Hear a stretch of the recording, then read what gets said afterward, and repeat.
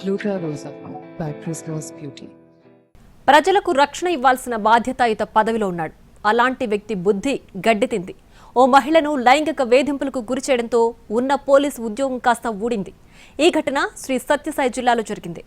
శ్రీ సత్యసాయి జిల్లా అడవి బ్రాహ్మణపల్లి తండాకు చెందిన గిరిజన మహిళా ఉద్యోగి వ్యక్తిగత కారణాలతో భర్తతో విడాకులు తీసుకుంది. విడాకుల సందర్భంగా తనకు తగిన న్యాయం జరగలేదని పోలీస్ స్టేషన్ మెట్లెక్కింది. ఈ క్రమంలో కాణిపట్నం ఎస్ఐ రాజశేఖర్ కు తన గోడు వెళ్లబోసుకుంది. అయితే అతను సానుకూలంగా స్పందించకపోగా ఆమెపై కన్నేశాడు. ఈ క్రమంలోనే ఫోన్ నెంబర్ తీసుకున్నాడు. కేసు వంకతో ఆమెకు నిత్యం ఫోన్ చేసేవాడు రాజశేఖర్. అందులో అసభ్యంగా మాట్లాడేవాడు. లైంగికంగా లొంగ తీసుకునేందుకు ప్రయత్నించాడు. ఏకంగా పలుమార్లు వీడియో కాల్ కూడా చేశాడు. ప్రైవేట్ పార్ట్స్ చూపిస్తూ అసభ్యంగా ప్రవర్తించాడు. ఈ క్రమంలో అసలే వ్యక్తిగత సమస్యలతో ఇబ్బంది పడుతున్న మహిళకు మరింత నరకం కనిపించింది. దీంతో పోలీసు ఉన్నతాధికారులకు విషయం తెలిపింది. ఎస్ఐ రాజశేఖర్ అసభ్య వీడియో కాల్ రికార్డ్స్ కూడా వారి ముందుంచింది.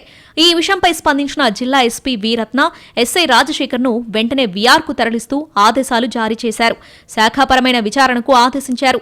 విచారణలో ఎస్ఐ రాజశేఖర్ అసభ్య వ్యవహారం నిజమని నిగ్గు తేలిందే.